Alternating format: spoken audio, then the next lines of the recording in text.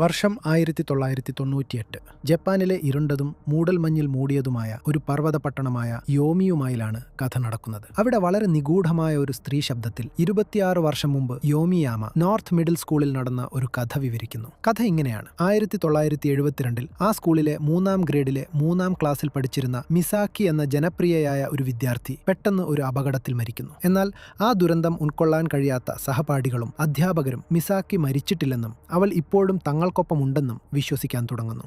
അവർ അവൾക്കായി ഒരു ഡെസ്ക് അവിടെ ഒഴിച്ചിടുകയും ചെയ്യുന്നു. ആ വർഷത്തെ ക്ലാസ് ഫോട്ടോ കാണിക്കുന്നു. എല്ലാവരും ക്യാമറയിലേക്ക് നോക്കി ചിരിച്ചു നിൽക്കുന്ന ആ ഫോട്ടോയുടെ ഒരു കോണിൽ യഥാർത്ഥത്തിൽ മരിച്ചുപോയ മിസാക്കിയും നിഗൂഢമായി ചിരിച്ചുകൊണ്ട് നിൽക്കുന്നത് കാണാം. ഇതോടെയാണ് വിഖ്യാതമായ ആ ശാപം കേഴ്സ്ഡ് ക്ലാസ് 3 ആരംഭിക്കുന്നത്. അതിനുശേഷം ശ്വാസകോശ സംബന്ധമായ അസുഖം മൂലം കൊയിച്ചി സഗക്കിബാരയെ യോമിയാമയിൽ ആശുപത്രിയിൽ പ്രവേശിപ്പിച്ചു. കൊയിച്ചി സഗക്കിബാര ടോക്കിയോയിൽ നിന്നുള്ള 15 വയസ്സുള്ള ഒരു ട്രാൻസ്ഫർ വിദ്യാർത്ഥി.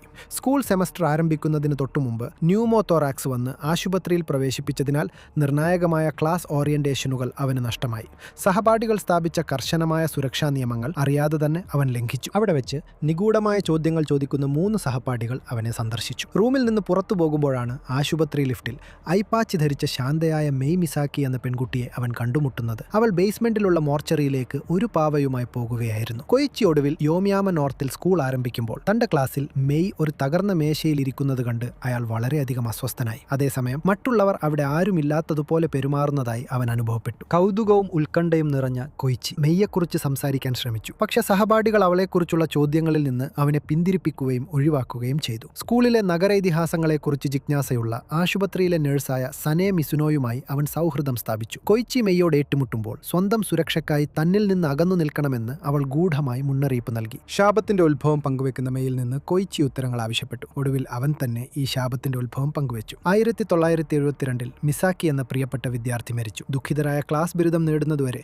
മിസാക്കി ജീവിച്ചിരിപ്പുണ്ടെന്ന് പെരുമാറി. അത് ആകസ്മികമായി ക്ലാസ് മുറിയിലേക്ക് മരണത്തെ ക്ഷണിച്ചു വരുത്തി. താമസിയാതെ സഹപാഠിയായ യൂകാരി സക്കുറാഗി തന്റെ അമ്മ ഒരു കാർ അപകടത്തിൽപ്പെട്ടതായി മനസ്സിലാക്കി. പരിഭ്രാന്തയായ അവൾ മുറിയിൽ നിന്ന് പുറത്തേക്ക് ഓടിപ്പോയി. പടികളിൽ നിന്ന് തെന്നി വീണ് സ്വന്തം കുട കഴുത്തിൽ ക്രൂരമായി കുത്തികയറി ദുരന്തത്തിന്റെ തുടക്കം കുറിച്ചു. ശാപം ഔദ്യോഗികമായി സജീവമാണെന്ന് മനസ്സിലാക്കുമ്പോൾ കുട്ടികളെ ഭയം പിടികൂടി. നഗരത്തിന്റെ ചരിത്രത്തെക്കുറിച്ച് നഴ്സനെ കൊയിച്ചിയോട് ഫോണിൽ സംസാരിച്ച് ഒരു ലിഫ്റ്റിലേക്ക് കാലെടുത്തു വയ്ക്കുമ്പോൾ ലിഫ്റ്റിന്റെ കേബിളുകൾ പൊട്ടി ലിഫ്റ്റ് ഷാഫ്റ്റിലൂടെ താഴേക്ക് വീണു. കൊയിച്ചി ഫോൺ ലൈനിലൂടെ അവളുടെ ഭയാനകമായ മരണ നിലവിളി കേൾക്കുകയാണ്. ലിഫ്റ്റ് ബേസ്മെന്റ് ഫ്ലോറിലേക്ക് അതിശക്തമായി വന്നിടിച്ചു. ആ ആഘാതത്തിൽ സനെ കമിഴ്ന്നു വീഴുകയും അവളുടെ തല നിലത്തു ശക്തമായി ഇടിക്കുകയും ചെയ്തു. തൊട്ടടുത്ത നിമിഷം തന്നെ തകർന്ന ലിഫ്റ്റിന്റെ മേൽക്കൂര മുഴുവനായി അവളുടെ ശരീരത്തിന് മുകളിലേക്ക് തകർന്നു വീണു. ആ കനത്ത തകർച്ചയിൽ സെനയുടെ ശരീരം പൂർണ്ണമായും ചതഞ്ഞരഞ്ഞുപോയി. മേയുമായി നിരന്തരം സംസാരിക്കുന്നതിൽ രോഷാകുലരായ ഇസുമി നയിക്കുന്ന ക്ലാസ് കൗണ്ടർ മെഷർ സംഘം കൊയിച്ചിയെ നേരിടുകയാണ്. ക്ലാസ് യോഗത്തിനിടെ ഇഗുവോ തകബയാഷി എന്ന ദുർബലനായ ഒരു വിദ്യാർത്ഥി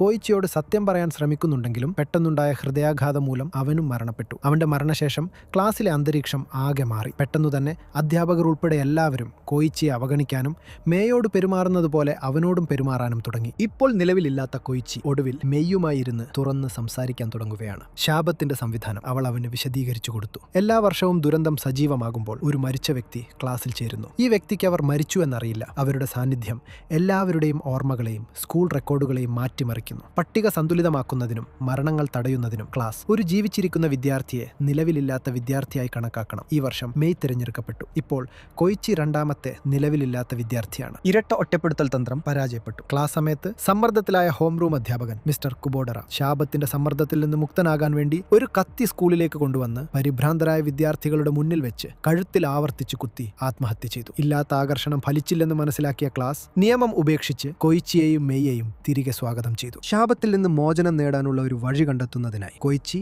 മെയ്, ഇസുമി, നവോയ, യൂയ പിന്നെ മറ്റു ചിലർ ഒരു പ്രാദേശിക ബീച്ചിലേക്ക് ഒരു ചെറിയ യാത്ര നടത്തി. അവിടെ 1983 3ാം ക്ലാസ് വിദ്യാർത്ഥിയായിരുന്ന കട്സുമി മാറ്റ്സുനാഗയെ അവർ കണ്ടുമുട്ടി. ശാപം എങ്ങനെ നിർത്താമെന്ന് അവൾ കണ്ടെത്തിയെന്ന് കരുതപ്പെടുന്നു. എന്നിരുന്നാലും ഭീകരത അവരെ പിന്തുടരുന്നുണ്ട്. സഹപാഠിയായ ജുന്ത നഗാവോ ഒരു സ്പീഡ് ബോട്ടിന്റെ പ്രോപ്പല്ലർ ഇടിച്ച് വെള്ളത്തിൽ കഷണങ്ങളായി മുറിക്കപ്പെട്ടു. അവന്റെ ശരീരഭാഗങ്ങളും ചോരയും വായുവിലേക്ക് തെറിച്ചു വീണു. യോമിയാമയിൽ മറ്റൊരു സഹപാഠിയായ അയാനോയുടെ കുടുംബത്തിന്റെ കാർ ഒരു പാറക്കെട്ടിൽ ഇടിച്ചു തകർന്ന് അതിലെല്ലാവരും മരിച്ചു. ശാപത്തിന്റെ ഓർമ്മ മാറ്റുന്ന സ്വഭാവം കാരണം 1983 വിശദാംശങ്ങൾ ഓർമ്മിക്കാൻ പാടുപെടുന്ന മാറ്റ്സുനാഗ പഴയ ക്ലാസ് 3-3 മുറിക്കുള്ളിൽ ഒരു സൂചന ഒളിപ്പിച്ചു വെച്ചതായി ഓർമ്മിച്ചു. കൊയിച്ചി, മെയ്, നവോയ, യൂയ എന്നിവർ ഉപേക്ഷിക്കപ്പെട്ട സ്കൂൾ കെട്ടിടത്തിലേക്ക് നുഴഞ്ഞുകയറി ഒരു മറഞ്ഞിരിക്കുന്ന കാസറ്റ് ടേപ്പ് കണ്ടെത്തി. സംഘം ടേപ്പ് വെച്ചു. റെക്കോർഡിംഗിൽ ദുരന്തം തടയാനുള്ള ഭയാനക മാരകമായ പരിഹാരം മാറ്റ്സുനാഗ വെളിപ്പെടുത്തി: മരിച്ചവരെ മരണത്തിലേക്ക് തിരികെ അയക്കുക. മറ്റൊരു വിധത്തിൽ പറഞ്ഞാൽ അവർ അധിക വിദ്യാർത്ഥിയെ തിരിച്ചറിഞ്ഞു കൊള്ളണം. സുരക്ഷയ്ക്കായി പ്രാർത്ഥിക്കാൻ ക്ലാസ് ഒരു വിദൂര പർവ്വത ലോഡ്ജിലേക്ക് ഒരു യാത്ര പോയി. സ്ഥിരതയില്ലാത്ത ലോഡ്ജ് മാനേജർ ഭ്രാന്തനാകുകയും കെട്ടിടത്തിന് തീയിടുകയും ചെയ്തു. അതേസമയം കാസറ്റ് ടേപ്പ്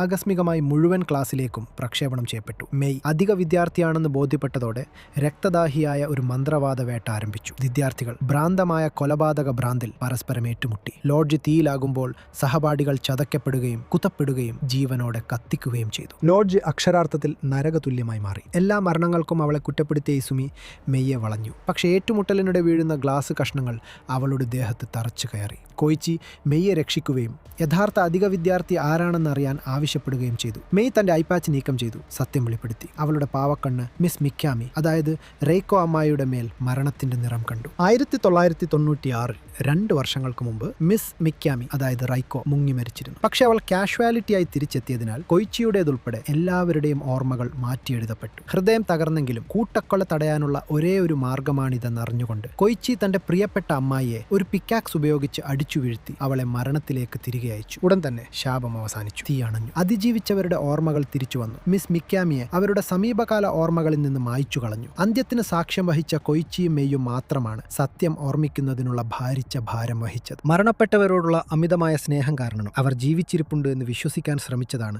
ഈ ശാപത്തിന് കാരണം. നിഗൂഢതകളും ട്വിസ്റ്റുകളും നിറഞ്ഞ മികച്ചൊരു ഹൊറർ ആനിമേഷൻ അനുഭവമാണ് 2012 ഇറങ്ങിയ എനദർ എന്ന ഈ ആനിമെ നമ്മൾക്ക് സമ്മാനിക്കുന്നത്. അപ്പോൾ വീഡിയോ എല്ലാവർക്കും ഇഷ്ടപ്പെട്ടു എന്ന് വിചാരിക്കുന്നു. ഇഷ്ടപ്പെട്ടാൽ ലൈക്ക് ചെയ്യാനും സബ്സ്ക്രൈബ് ചെയ്യാനും ഓർമ്മിപ്പിച്ചുകൊണ്ട് പോകുന്നു. See you soon.